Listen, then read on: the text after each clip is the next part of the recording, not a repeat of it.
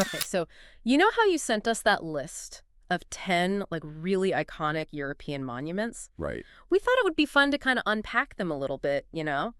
Like go beyond the typical tourist snapshots Yeah. and really kind of dig into like what makes these structures so captivating. I like it.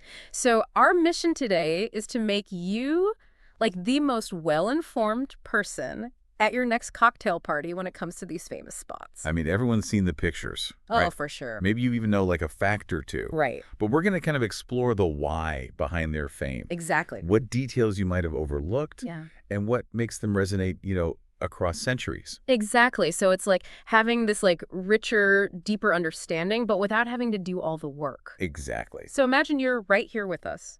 Okay? Okay. Like we're embarking on this like mental journey across Europe, I'm ready. exploring history and incredible architecture. Let's go. So on our itinerary today, we have the Eiffel Tower, Ooh la la. that symbol of Paris, the mighty Colosseum in Rome, Big Ben, or as it's officially known, the Elizabeth Tower, Right. in London, the vibrant St. Basil's Cathedral in Moscow, Love it.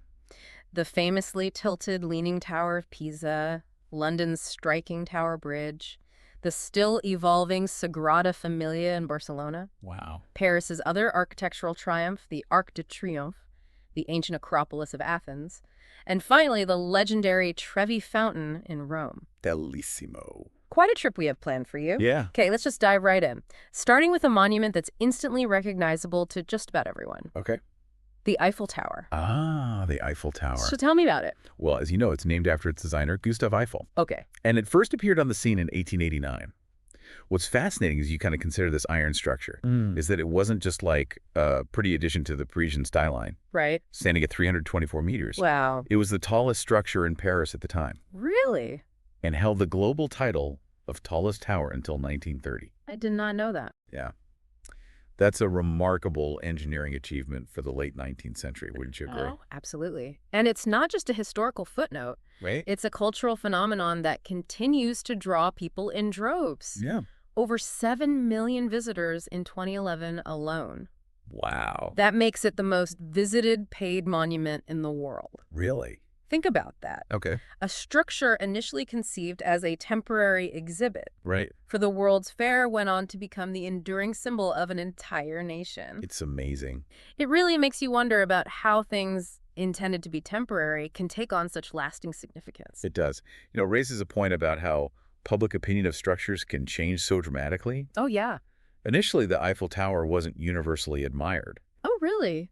Some prominent artists and intellectuals of the time actually protested against its construction, No. viewing it as an eyesore. Wow. Now it's almost universally associated with romance and Parisian charm. What do you think shifted that perception so completely? Talk about a change of heart. All right, our next destination is Rome, Italy, Okay. to explore the imposing Colosseum. The Colosseum. Tell me everything. So imagine, if you will, this elliptical amphitheater built from concrete and stone right in the heart of Rome Okay. between AD 70 and 80. Wow. Its sheer scale is still mind-boggling. Huge. It's the largest amphitheater in the Roman Empire, with the capacity to hold perhaps 50,000 to 80,000 spectators. Wow. That's like a modern-day stadium. Exactly. And that was nearly 2,000 years ago. Wow. What does that tell you about the importance of public entertainment in Roman society?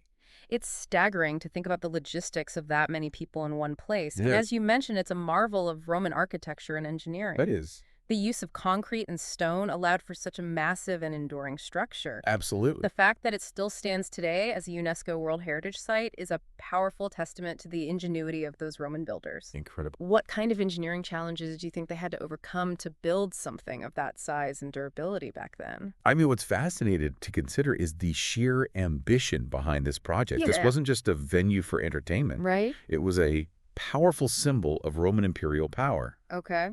and a stage for public spectacles, from gladiatorial contests to animal hunts. Oh, wow. If we connect this to the bigger picture, Yeah. it really highlights the priorities and vast resources of the Roman Empire at its peak. Wow. From the grandeur of ancient Rome, we now travel to London. And the iconic, well, when you think of the London skyline, you probably picture the clock tower. Is it Big Ben or the Elizabeth Tower? That's a distinction you might find interesting. Officially, the tower is named the Elizabeth Tower. Okay. But Big Ben actually refers to the massive bell housed inside the clock, Oh. completed in 1858 as part of the Palace of Westminster. Wow. It contains the largest four-phase chiming clock in the world. So when you hear that famous chime, you're actually hearing Big Ben itself. Oh, that's so cool. And it's not just the size of the clock faces that's impressive. Right. It's the precision of the mechanism and those globally recognized chimes. Absolutely. Plus, as our sources highlight, it's the third tallest freestanding clock tower. Wow. That's quite a claim to fame for a timepiece that's been operating for over a century. What do you think makes its chimes so universally recognizable? It's undoubtedly become both a visual and an audible symbol of London. Think about how often you hear its chimes used in media. Sure. It instantly signifies being in London. It does. This raises an interesting question. How do specific features, like a unique sound, contribute to a monument's overall identity and recognition? Right. Okay, let's shift gears and head east to Moscow and the visually stunning St. Basil's Cathedral. St. Basil's Cathedral. Tell me about it. Situated in Moscow's Red Square. Okay. It's a true spectacle with its vibrant, multicolored onion-shaped domes. Built between 1555 and 1561 under the commission of Ivan the Terrible, this Russian Orthodox church carries significant symbolic weight. It certainly does. Our information points out that it marks the geometric center of Moscow. Oh, wow. That's a powerful statement about its place in the city's layout and perhaps its spiritual significance. Absolutely. And like many of the other landmarks we've explored, it's UNESCO World Heritage Site, Of course. underscoring its global cultural importance. What do you think it means for a building to be designated as the geometric center of a major city? What's particularly fascinating here is the unique architectural style. It's so unique. It's so distinctly Russian Orthodox. Yeah. A clear departure from the more classical architectural styles we've seen in some of the other monuments. Yes. This really highlights the diverse architectural traditions that have flourished across Europe Okay. and how they often reflect different cultural and religious influences. I like that. Now let's take a bit of a detour to Pisa, Italy, Okay. and a monument that's famous for an unexpected reason, Okay. the Leaning Tower of Pisa. The Leaning Tower of Pisa. So tell me all about it. It's a bell tower that's instantly recognizable because of its unintended tilt. Yeah. As you can see, this tilt actually began during construction way back in 1173 Oh, wow. due to an inadequate foundation built on soft, unstable ground. Okay. It wasn't a planned design feature, Right. but it has certainly become its most defining characteristic. It's almost unbelievable that something that was essentially a construction mishap turned into such a global attraction. It is amazing. Construction started so long ago and wasn't completed until 1372. Wow. Imagine the engineering challenges they faced trying to continue and ultimately finish a structure that was visibly leaning more and more as they built. What kind of adjustments do you think they had to make during construction to compensate for the tilt? It really speaks to a certain resilience in construction Sure. and perhaps a reluctance to abandon such a grand project midway through. Yeah. And of course, the ongoing efforts to stabilize the tower over the centuries demonstrate our continued fascination with it. Yeah. This raises an interesting question. How can imperfections sometimes not detract from, but actually enhance a monument's allure and fame? Good point. From one iconic structure with a notable lean, we now move back to London for another instantly recognizable landmark, Okay. Tower Bridge. Tower Bridge. So tell me what I need to know. Constructed between 1886 and 1894, it's another quintessential symbol of London. It is. It spans the River Thames and is a fascinating example of a combined bascule and suspension bridge. Okay. That means it has sections that can actually lift up to allow large ships to pass through, Wow. which was an incredible feat of Victorian engineering. Have you ever thought about the mechanics of a bridge that can actually open? It's amazing. And it's not just a functional piece of infrastructure. Right. It's a real architectural statement. It is. The Gothic revival style of the towers gives it a very distinctive look. Yeah. And as our sources mention, its name comes from its proximity to the Tower of London. Right. It's a perfect example of how essential infrastructure can also become an integral part of a city's identity and visual landscape. Absolutely. What's particularly interesting to consider is the seamless blend of form and function in Tower Bridge. Yeah. It needed to be a practical crossing over a busy waterway. Right. But the designers also created something visually striking. For sure. that has endured as a powerful symbol for well over a century. Mm. What do you think contributes to the longevity of such iconic designs? Hmm. Our European tour continues as we head to Barcelona, Spain, Okay. to explore the awe-inspiring and still very much in progress Sagrada Familia. The Sagrada Familia What can you tell me? is a magnificent Roman Catholic church designed by the incredibly innovative Catalan architect Antoni Gaudí. Construction on this began way back in 1882, and remarkably, it remains unfinished even today. Wow. Despite this ongoing construction, it's recognized as a UNESCO World Heritage Site, a Really? true testament to the power of Gaudí's visionary design. Gaudi's architectural style is so unique you can spot it a mile away. Oh, yeah. The organic forms and the incredibly intricate details are unlike anything else we've seen. It's so true. It's almost hard to believe that a building started so long ago is still under construction. I know. It really makes you wonder what Gaudí himself, who passed away in 1926, would think of the progress that's been made on his masterpiece since then. It certainly highlights the incredibly ambitious scale of his original vision Yeah. and the significant challenges involved in bringing such a complex and detailed design to life. Right. What's fascinating to note is how a building can achieve such global recognition and protected status even in its incomplete state. Interesting. It suggests that the inherent artistic and architectural merit can transcend mere completion. Okay. Now we travel back to Paris for another iconic arch, though this one has a very different historical purpose. Okay. The Arc de Triomphe. The Arc de Triomphe Hit me with the facts. stands proudly at the western end of the Champs-Élysées Okay. and was constructed between 1806 and 1836. Wow. Its primary purpose was to honor those who fought and died for France during the French Revolutionary and Napoleonic Wars. If you look closely, you'll see the names of significant French victories and prominent generals inscribed on its surfaces, Okay. making it a powerful and enduring monument to French military history. It's far more than just a decorative arch. It is. It's a historical record etched in stone at 50 meters high. Wow. It commands a powerful presence in the Parisian cityscape. Thinking about the tumultuous periods of the Napoleonic Wars and the French Revolution, this monument serves as a tangible link back to those pivotal moments in European history. It does. If we connect this to a broader understanding, Yeah. it reflects a recurring theme in monumental architecture across the world. Okay.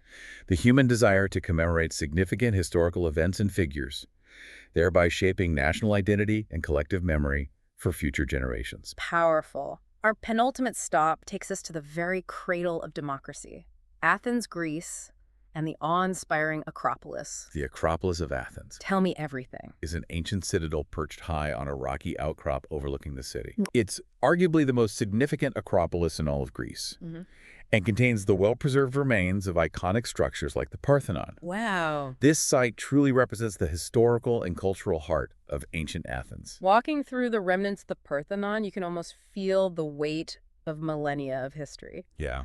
This was the epicenter of intellectual and artistic life in ancient Greece, and its profound influence on Western civilization is immeasurable. It's true.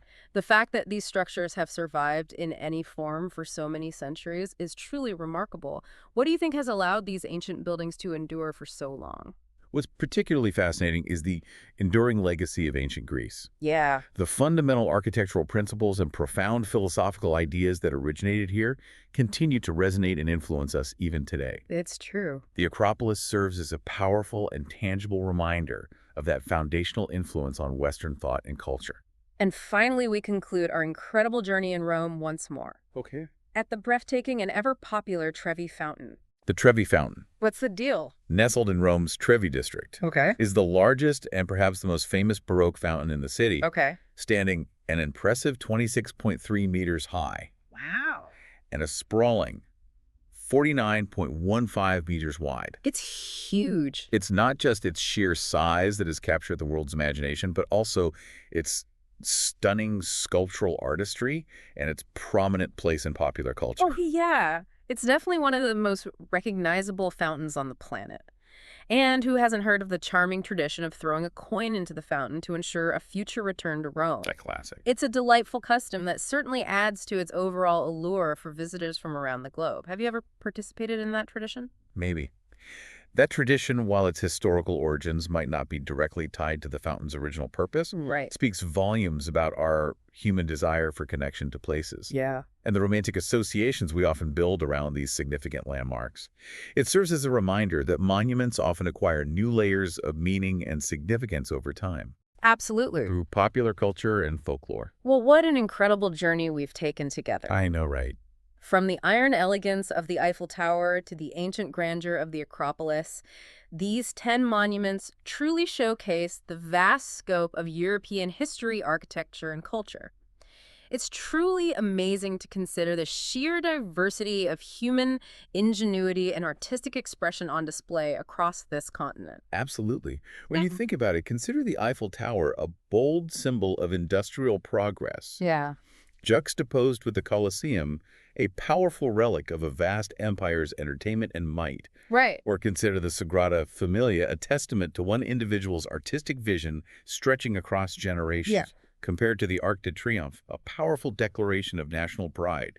Each tells a unique story. And as you were listening, you've efficiently gained some really key insights into their design, Yeah. history, and their cultural significance. True. Who knew, for example, that the Leaning Tower's fame was largely accidental, Right. or that Big Ben is actually just the name of the bell? It's crazy. Hopefully we've given you a few of those aha moments we promised right at the start. Indeed. And it really highlights that while these monuments are often instantly recognizable, their individual stories Right. and the intricate details surrounding their creation and evolution are often far richer and more complex than we might initially think. There's always more to discover. So here's a final thought for you to really consider. Yeah. Thinking about the enduring fame of these incredible structures across centuries, what future monuments do you envision capturing the world's imagination in a similar way?